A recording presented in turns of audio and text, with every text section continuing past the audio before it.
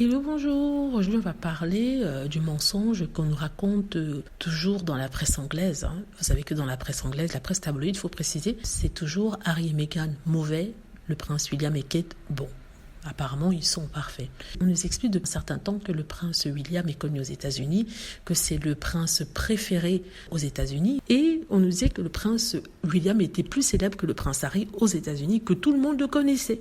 Il y a d'ailleurs plein d'articles qui ont été écrits dessus. Comme vous êtes des fans du prince Harry, vous devez forcément avoir en entendu parler. Pourtant, quelque chose vient de prouver le contraire et vient de prouver aussi que ce que Meghan Markle disait était vrai. Il y a un clip qui tourne sur Internet, notamment sur Twitter, un clip d'une émission télé, Jeopardy, n'est-ce pas?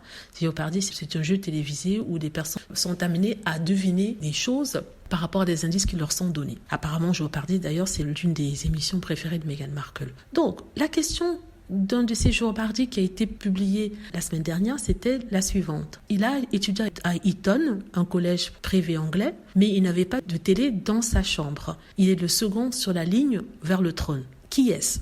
Il y avait 3 candidats qui devaient répondre. Le premier a répondu le prince Harry. Le deuxième candidat, c'était une femme. Elle a répondu le prince Charles.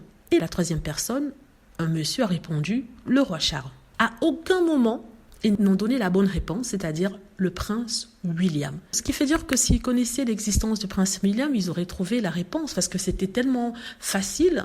Moi, je le sais parce que je m'intéresse à tout ce qui a trait à la royauté avec Meghan Markle et Harry. Donc forcément, je connais le reste de la famille royale. Même avant ça, j'avais une chaîne qui parlait de ces choses-là. Et là, ils n'ont pas trouvé. Ils ont dit soit le prince Harry, soit le prince Charles, soit le roi Charles. Dont aucun des 3 candidats n'a parlé de William. Or, s'ils connaissaient la famille royale autant qu'on veut le croire en Angleterre, si le prince William y était si célèbre que ça, il aurait été connu. Mais ça n'a pas été le cas. C'était plutôt le nom de son frère qui est venu en premier dans la bouche de ces personnes-là. Je voulais aussi dire que ça confirme ce que Meghan Markle disait sur la famille royale, c'est dire que même si elle est célèbre et on connaît la reine d'Angleterre, les Américains ne savent pas grand-chose sur la famille royale.